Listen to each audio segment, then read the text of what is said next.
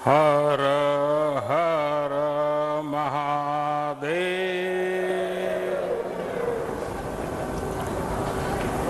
मेरी काशी के मेरे प्यारे भाई और बहनों, आप सबके प्रणाम बा।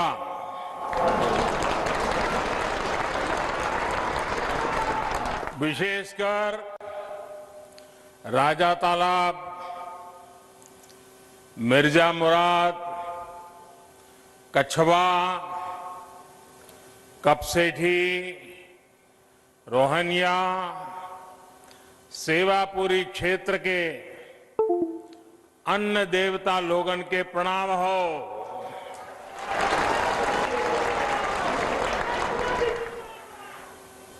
आप सभी को देव दीपावली और गुरु पर्व की ढेरों बधाइयां और शुभकामनाएं।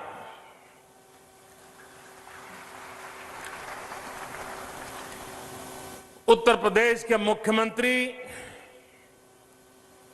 श्रीमान योगी आदित्यनाथ जी, उप मुख्यमंत्री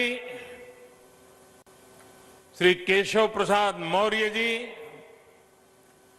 संसद में मेरे साथी भाई रमेश चंद जी और विशाल संख्या में पधारे हुए काशी के मेरे प्यारे भाइयों और बहनों, देव दीपावली और गुरु नानक देव जी के प्रकाशोत्सव पर आज काशी को आधुनिक इंफ्रास्ट्रक्चर का एक और उपहार मिल रहा है।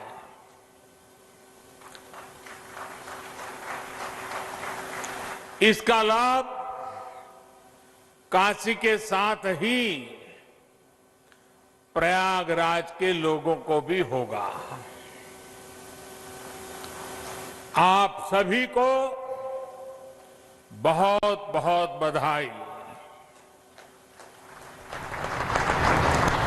मुझे याद है साल 2013 में मेरी पहली जनसभा इसी मैदान पर हुई थी।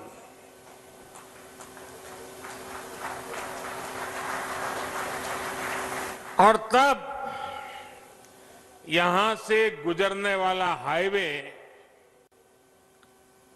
4 लेन का था। आज बाबा विश्वनाथ के आशीर्वाद से ये हाईवे 6 लेन का हो चुका है।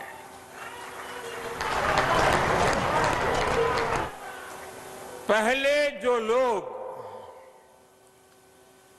हंडिया से राजा तालाब आते जाते थे, उन्हें पता है इस हाईवे पर कितनी ज्यादा मुश्किलें आती थी। जगह जगह जाम, बहुत धीमे ट्रैफिक, दिल्ली और दूसरे शहरों से भी जो लोग आते थे वो इस रास्ते पर आकर परेशान हो जाते थे। 70 किलोमीटर से ज्यादा का वो सफर अब आराम से होगा, तेज रफ्तार में होगा। इस हाईवे के चौड़ा होने से काशी और प्रयाग के बीच का आना जाना अब और आसान हो गया है। यात्रा के दौरान कांवड़ियों को और इस क्षेत्र के लोगों को जो परेशानी होती थी, अब वो भी समाप्त हो जाएगी। इतना ही नहीं, इसका लाभ कुंभ के दौरान भी मिलेगा।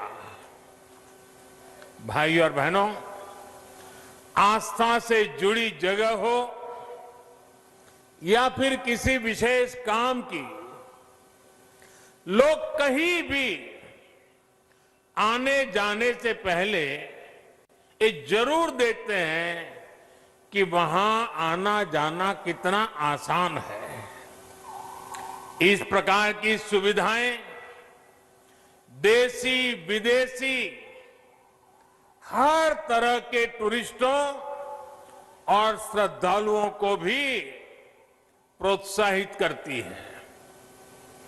बीते वर्षों में काशी के सुंदरीकरण के साथ साथ यहां की कनेक्टिविटी पर जो काम हुआ है उसका लाभ अब सब दूर दिखाई दे रहा है। नई हाईवे बनाना हो, पुल फ्लाईओवर बनाना हो, ट्रैफिक जाम कम करने के लिए रास्तों को चौड़ा करना हो, जितना काम बनारस और आसपास के इलाके में अभी हो रहा है उतना आजादी के बाद कभी नहीं हुआ। बनारस का सेवक होने के नाते मेरा प्रयास यही है कि बनारस के लोगों की दिक्कतें कम हो, उनका जीवन और आसान बने। पिछले 6 वर्षों में बनारस में हजारों करोड़ रुपए के प्रोजेक्ट्स तेजी से पूरे किए गए हैं और बहुत सारी परियोजनाओं पर काम चल रहा है।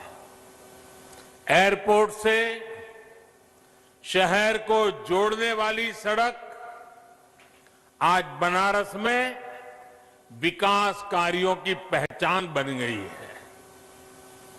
रेलवे स्टेशन की कनेक्टिविटी भी बेहतर हुई है। यहां से कुछ दूरी पर ही रिंग रोड फेज 2 का भी कार्य तेजी से चल रहा है। इसके पूरा होने से सुल्तानपुर, आजमगढ़ और गाजीपुर से आने जाने वाले भारी व्हीकल्स शहर में एंट्री लिए बिना सीधे इस नए 6 लेन हाईवे से निकल सकेंगे। वहीं जिन दूसरे हाईवे पर निर्माण कार्य चल रहा है वो भी जल्द ही पूरा करने का प्रयास किया जा रहा है। इन हाईवे के बनने से वाराणसी, लखनऊ, आजमगढ़ और गोरखपुर की यात्रा और आसान हो जाएगी। भाई और बहनों, अच्छी सड़कें, अच्छे रेल मार्ग, अच्छी और सस्ती हवाई सुविधाएं ये समाज के हर वर्ग को सुविधा देती है।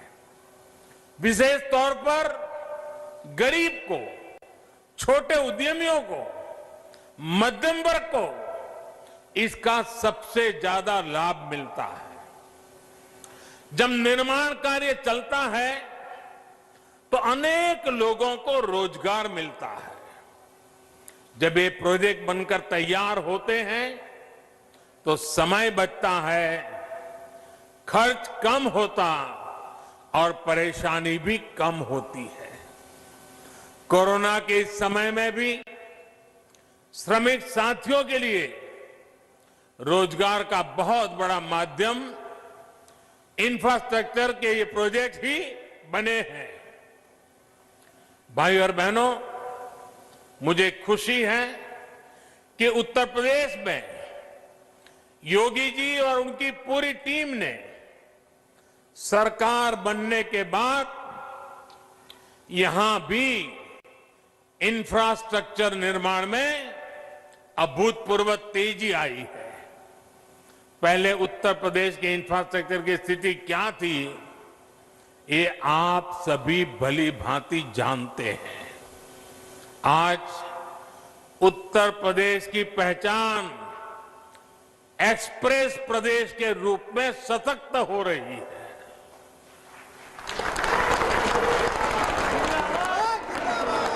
यूपी में कनेक्टिविटी के हजारों करोड़ के 5 मेगा प्रोजेक्ट्स पर एक साथ काम चल रहा है। आज पूर्वांचल हो, बुंदेलखंड हो, पश्चिमी उत्तर प्रदेश हो, हर कोने को एक्सप्रेस वे से जोड़ा जा रहा है। देश के 2 बड़े और आधुनिक डिफेंस कॉरिडोर में से एक हमारे उत्तर प्रदेश में ही बन रहा है। भाइयों बहनों, रोड ही नहीं बल्कि एयर कनेक्टिविटी को भी सुधारा जा रहा है। 3-4 साल पहले यूपी में सिर्फ 2 बड़े एयरपोर्ट ही प्रभावी रूप से काम कर रहे थे। आज करीब 1 दर्जन एयरपोर्ट यूपी में सेवा के लिए तैयार हो रहे हैं। यहां वाराणसी के एयरपोर्ट के विस्तारीकरण का काम चल रहा है। प्रयागराज में एयरपोर्ट टर्मिनल जितनी तेजी से बना, उसने एक नया रिकॉर्ड ही बना दिया था। इसके अलावा कुशीनगर के एयरपोर्ट को भी इंटरनेशनल एयरपोर्ट के रूप में विकसित किया जा रहा है। नोएडा के जेवर में इंटरनेशनल ग्रीनफील्ड एयरपोर्ट पर भी तेजी से काम चल रहा है। साथियों, जब किसी क्षेत्र में आधुनिक कनेक्टिविटी का विस्तार होता है तो इसका बहुत बड़ा लाभ हमारे किसानों को भी होता है, खेती को होता है। बीते वर्षों में निरंतर ये प्रयास हुआ है कि गांवों में आधुनिक सड़कों के साथ साथ भंडारण की, कोल्ड स्टोरेज की आधुनिक व्यवस्थाएं खड़ी की जाए। हाल में इसके लिए 1 लाख करोड़ रुपए का स्पेशल फंड भी किसानों के लिए बनाया गया है। इसी साल देश के इतिहास में पहली बार चलते फिरते कोल्ड स्टोरेज यानी किसान रेल शुरू की गई है। इन प्रयासों से किसानों को नए बाजार मिल रहे हैं, बड़े शहरों तक उनकी पहुंच और बढ़ रही है और इसका सीधा प्रभाव ये पड़ रहा है, यानी कि उनकी आय पर भी इसका प्रभाव पड़ रहा है। साथियों, वाराणसी सहित पूर्वांचल में ही जो बेहतरीन इंफ्रास्ट्रक्चर तैयार हुआ है, उसका बहुत अधिक लाभ इस पूरे क्षेत्र को हुआ है। वाराणसी में पेरिसेबल कार्गो सेंटर बनने के कारण अब यहां के किसानों को अब फल और सब्जियों को स्टोर करके रखने और उन्हें आसानी से बेचने की बहुत बड़ी सुविधा मिली है। इस स्टोरेज कैपेसिटी के कारण पहली बार यहां के किसानों की उपज बड़ी मात्रा में विदेशों में निर्यात हो रही है। आज बनारस का लंगड़ा और बनारस की दशहरी आम लंदन और मिडल ईस्ट में अपनी खुशबू बिखेर रहा है। अब बनारस के आम की डिमांड विदेशों में भी निरंतर बढ़ रही है।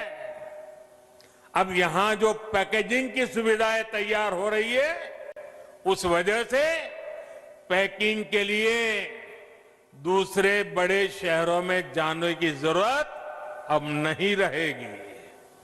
आम के अलावा इस साल यहां की ताजा सब्जियां भी दुबई और लंदन पहुंची है।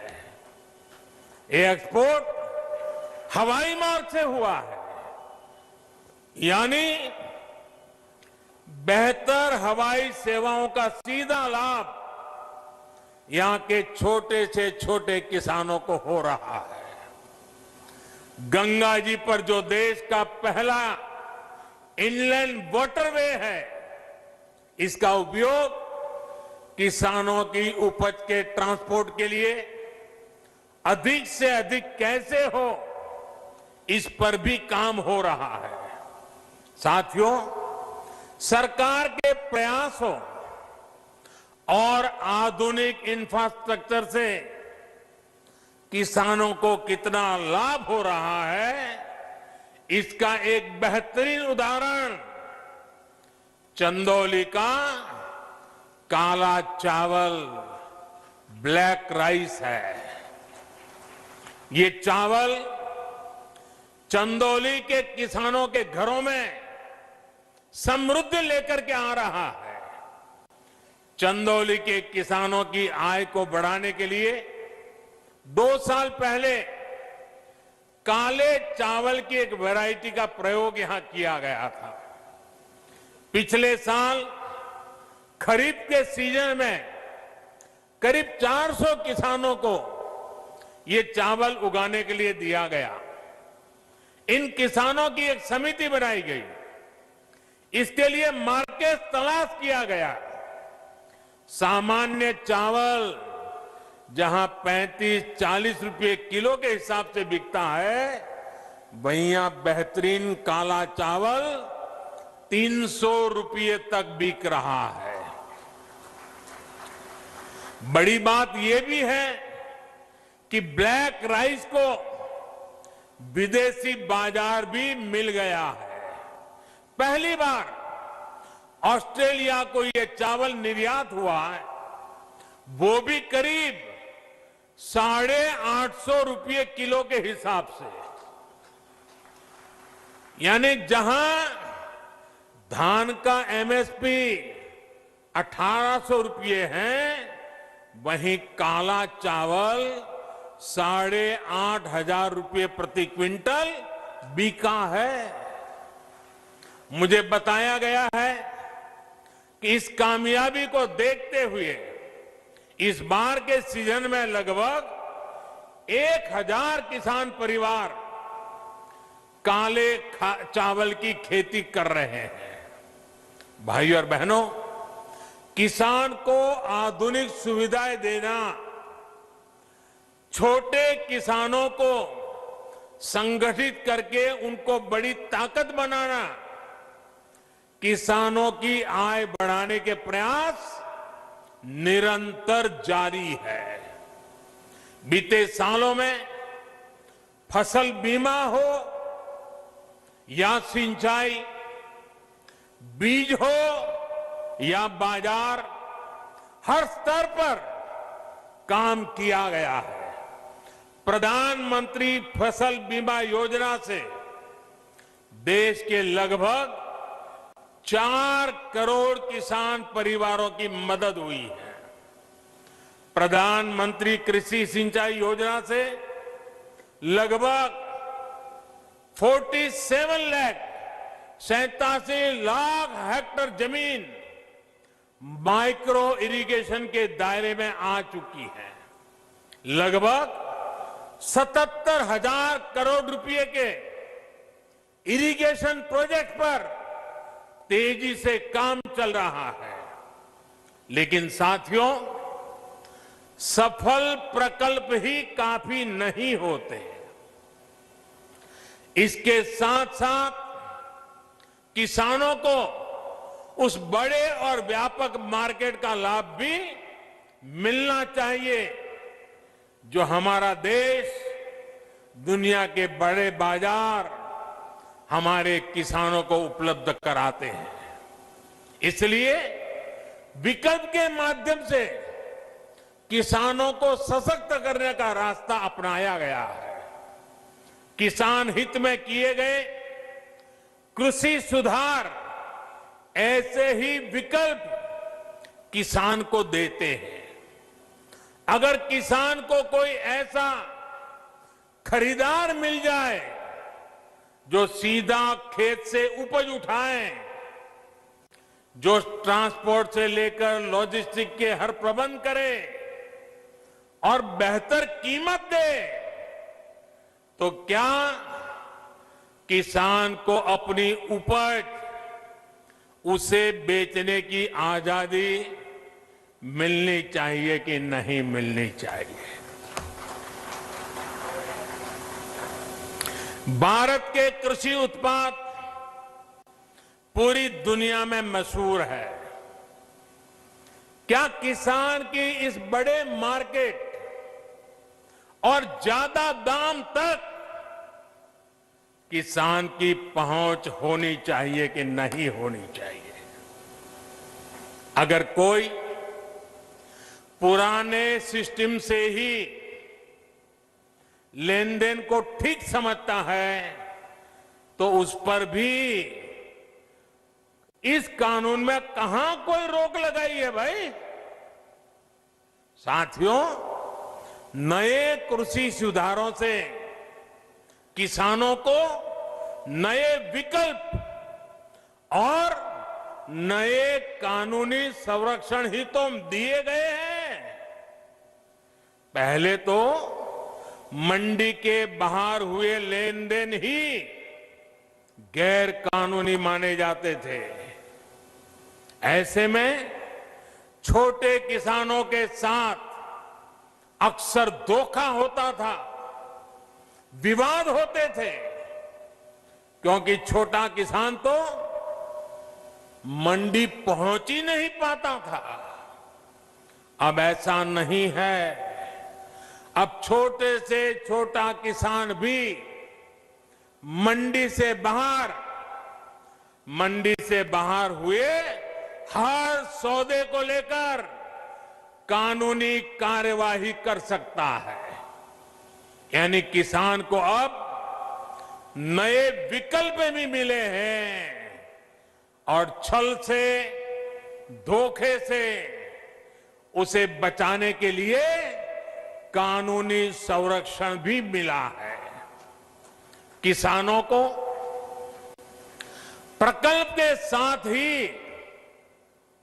नए विकल्प देने से ही हमारे कृषि क्षेत्र का कायाकल्प हो सकता है। सरकार की तरफ से प्रकल्प, किसान के लिए विकल्प और दोनों साथ साथ चले तभी देश का कायाकल्प होता है। साथियों, सरकारें नीतियां बनाती हैं, कानून कायदे बनाते हैं। नीतियां और कानूनों को समर्थन भी मिलता है तो कुछ सवाल भी स्वाभाविक ही है। ये लोकतंत्र का हिस्सा है और भारत में ये जीवंत परंपरा रही है। लेकिन पिछले कुछ समय से एक अलग ही ट्रेंड देश में देखने को मिल रहा है। काशी के आप सभी जागरूक साथियों ने भी ये जरूर अनुभव किया होगा। पहले होता यह था कि सरकार का कोई फैसला अगर किसी को पसंद नहीं आता था तो उसका विरोध होता था। लेकिन बीते कुछ समय से हम एक नया ट्रेंड देख रहे हैं। हम अब देख रहे हैं कि अब विरोध का आधार फैसला नहीं बल्कि भ्रम फैलाकर, आशंकाएं फैलाकर फिर तो भविष्य में ऐसा होगा, फिर तो भविष्य में ऐसा होगा, अब तो ये होने वाला है, उसको आधार बनाया जा रहा है। अपप्रचार किया जाता है कि भाई फैसला तो ठीक है लेकिन पता नहीं इससे आगे चलकर क्या क्या होगा, और फिर कहते हैं ऐसा होगा जो अभी हुआ ही नहीं है, जो कभी होगा ही नहीं, उसको लेकर समाज में भ्रम फैलाया जाता है। ऐतिहासिक कृषि सुधारों के मामले में भी जानबूझकर यही खेल खेला जा रहा है। हमें याद रखना है, ये वही लोग हैं जिन्होंने दशकों तक किसानों के साथ लगातार छल किया है। अब जैसे एमएसपी तो घोषित होता था, लेकिन एमएसपी पर खरीद बहुत कम की जाती थी। घोषणाएं होती थी, खरीद नहीं होती थी। सालों तक एमएसपी को लेकर छल किया गया। किसानों के नाम पर बड़े बड़े कर्ज माफी के पैकेज घोषित किए जाते थे, लेकिन छोटे और सीमांत किसानों तक ये पहुंचते ही नहीं थे। यानी कर्ज माफी को लेकर भी छल किया गया। किसानों के नाम पर बड़ी बड़ी योजनाएं घोषित होती थी, लेकिन वो खुद मानते थे कि 1 रुपये में से सिर्फ 15 पैसे ही किसान तक पहुंचते हैं। यानी योजनाओं के नाम पर छल, किसानों के नाम पर खाद पर बहुत बड़ी सब्सिडी दी गई, लेकिन ये फर्टिलाइजर खेत से ज्यादा काला बाजारियों के पास पहुंच जाता था। यानी यूरिया खाद के नाम पर भी छल। किसानों को प्रोडक्टिविटी बढ़ाने के लिए कहा गया, लेकिन प्रॉफिटेबिलिटी किसान के बजाय किसी और की सुनिश्चित की गई।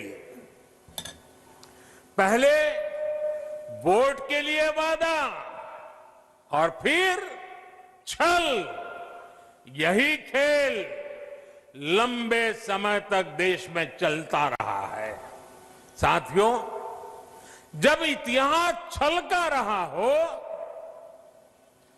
तब 2 बातें बड़ी स्वाभाविक है।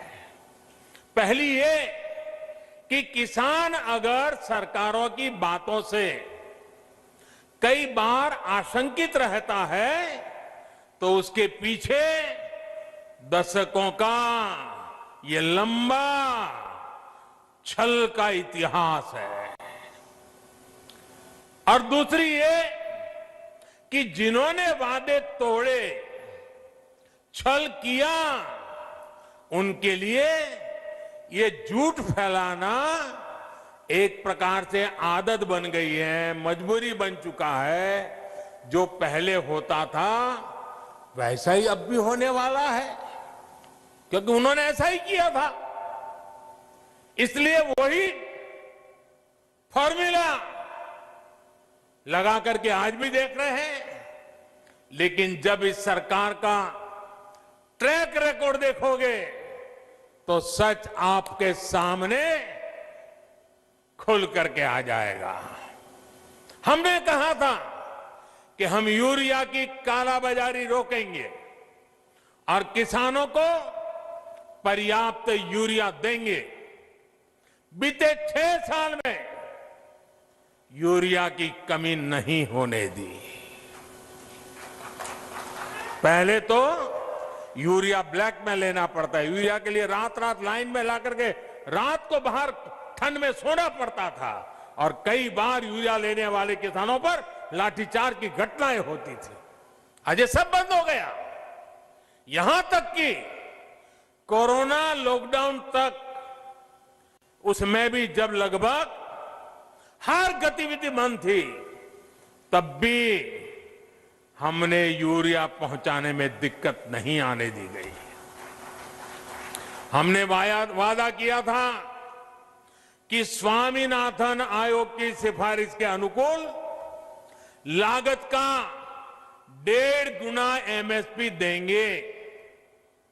ये वादा सिर्फ कागज पर ही नहीं, ये वादा हमने पूरा किया। और इतना ही नहीं, किसान के बैंक खाते तक पैसे पहुंचे, इसका प्रबंध किया। साथियों, सिर्फ दाल की ही बात करें, पल्सेस की बात करें, 2014 से पहले के 5 सालों में, हमारे जो पहले वाली सरकार थी उसके 5 सालों में लगभग 650 करोड़ रुपए की ही दाल किसान से खरीदी गई थी। कितनी? 650 करोड़। कितना भैया? जरा बताइए, पूरे देश में कितना? 650 करोड़। लेकिन हमने 5 साल में क्या किया आकर के?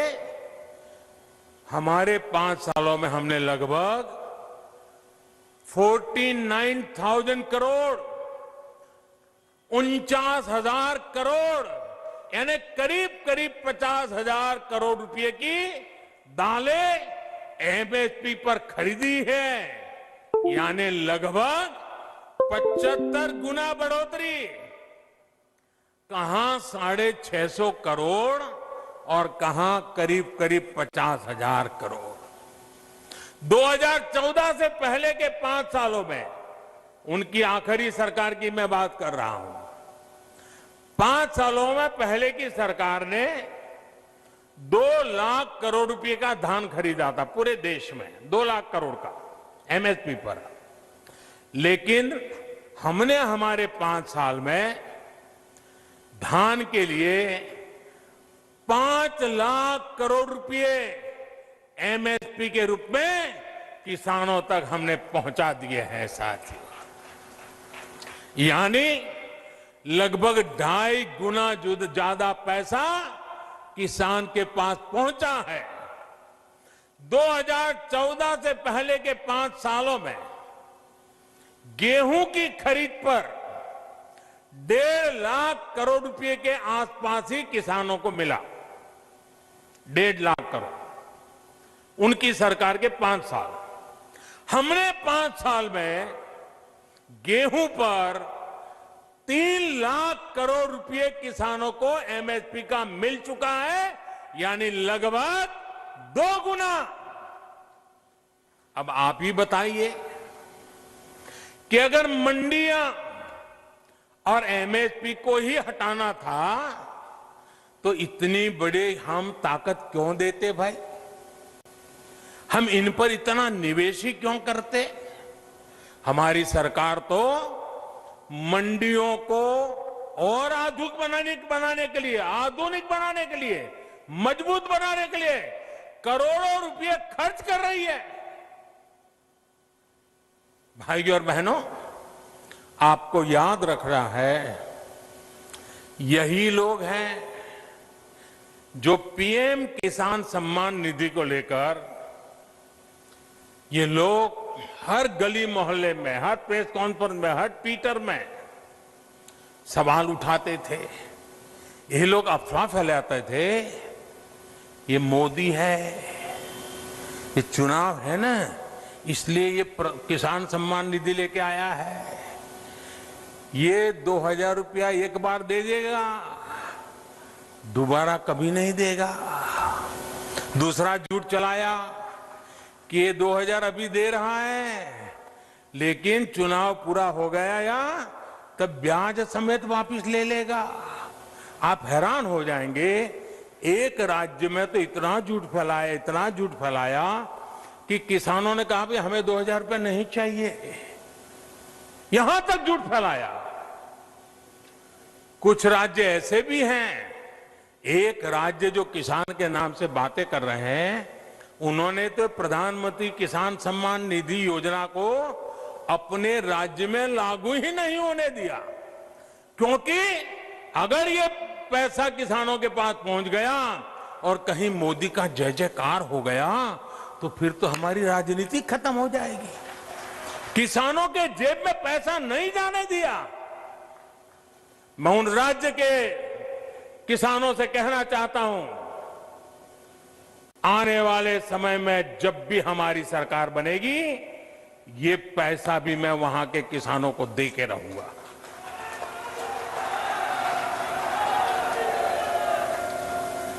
साथियों, देश के 10 करोड़ से ज्यादा किसान परिवारों के बैंक खाते में सीधी मदद दी जा रही है। और ये प्रधानमंत्री किसान सम्मान निधि के द्वारा लगातार चल रहा है। साल में 3 बार देते हैं और अब तक 1 लाख करोड़ रुपया सीधा किसानों के बैंक खाते में पहुंच चुका है। साथियों, हमने वादा किया था कि किसानों के लिए पेंशन योजना बनाएंगे। आज पीएम किसान मानधन योजना लागू है और बहुत कम समय में ही 21 लाख किसान परिवार इसमें जुड़ भी चुके हैं। भाई और बहनों, वादों को जमीन पर उतारने के इसी ट्रैक रिकॉर्ड के बल पर किसानों के हित में नए कृषि सुधार कानून लाए गए हैं। किसानों को न्याय दिलाने में ये कितने काम आ रहे हैं, ये आए दिन हम जरूर देखेंगे, अनुभव करेंगे और मुझे विश्वास है मीडिया में भी इसकी सकारात्मक चर्चाएं होगी और हमें देखने भी मिलेगा, पढ़ने को भी मिलेगा। मुझे एहसास है कि दशकों का छलावा किसानों को आशंकित करता है। किसानों का दोष नहीं है, लेकिन मैं देशवासियों को कहना चाहता हूं, मैं मेरे किसान भाई बहनों को कहना चाहता हूं और मां गंगा के घाट पर से कहना चाहता हूं, काशी जैसी पवित्र नगरी से कह रहा हूं, अब छल से नहीं, गंगा जल जैसी पवित्र नीयत के साथ काम किया जा रहा है। भाई और बहनों, आशंकाओं के आधार पर भ्रम फैलाने वालों की सच्चाई लगातार देश के सामने आ रही है। जब एक विषय पर इनका झूठ किसान समझ जाते हैं तो ये दूसरे विषय पर झूठ फैलाने लग जाते हैं। 24/7 उनका यही काम है। देश के किसान इस बात को भली भांति समझते हैं। जिन किसान परिवारों की अभी भी कुछ चिंताएं हैं, कुछ सवाल है, तो उनका जवाब भी सरकार निरंतर दे रही है, समाधान करने का भरपूर प्रयास कर रही है। मां अन्नपूर्णा के आशीर्वाद से हमारा अन्नदाता आत्मनिर्भर भारत की अगुवाई करेगा। मुझे विश्वास है आज जिन किसानों को कृषि सुधारों पर कुछ शंकाएं हैं, वो भी भविष्य में इन कृषि सुधारों का लाभ उठाकर अपनी आय बढ़ाएंगे, ये मेरा पक्का विश्वास है। अंत में फिर एक बार आप सभी को इस आधुनिक हाईवे के लिए मैं बहुत बहुत बधाई देता हूं।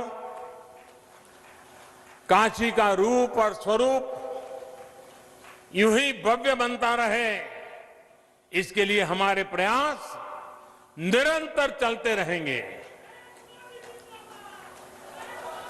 अभी मेरे बनारस में और भी कार्यक्रम हैं, यहां भी कई विषयों पर विस्तार से बात करूंगा। कोरोना के कारण इस बार मुझे आने में थोड़ा विलंब हुआ, लेकिन आज आपके दर्शन हो गए, मुझे नई ऊर्जा मिल गई, आपके आशीर्वाद मिल गए, काम करने की नई ताकत मिल गई। आप इतनी बड़ी मात्रा में आकर के आशीर्वाद दे रहे हैं, यही मेरी ऊर्जा है, यही मेरे लिए आशीर्वाद है। मैं आपका बहुत बहुत आभारी हूं। मेरे साथ दोनों मुट्ठी बंद करके पूरी ताकत से बोलिए, भारत माता की, भारत माता की, भारत माता की, भारत माता की। बहुत बहुत धन्यवाद।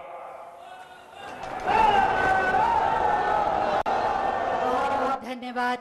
Narendra Modi there taking to the stage in Varanasi, his home turf, and speaking on the farm laws. He did touch upon various aspects of it, speaking about the farm laws being progressive, bringing justice to farmers, allowing them to sell their produce wherever they like at whatever price they want to, literally breaking the shackles of the farmers. This law, the Prime Minister says, is progressive, but farmers are being influenced by the opposition parties. They've been brainwashed by them, and it's politically instigated. This is Prime Minister Modi's stance there while he speaks on the farmers' laws. He says that the government is working with pure intent. It has spent crores to develop mandis. As much as the farmers' laws brings a lot of respite to farmers' vows that they were facing, at least for the last few decades, these new farm laws only allows farmers to earn a lot more than they could have imagined. Here is Prime Minister Modi endorsing the existing farm laws, the new farm laws that have been passed lately, as he speaks in Varanasi. We're going to slip into a short break on that. We'll be right back with more. You are watching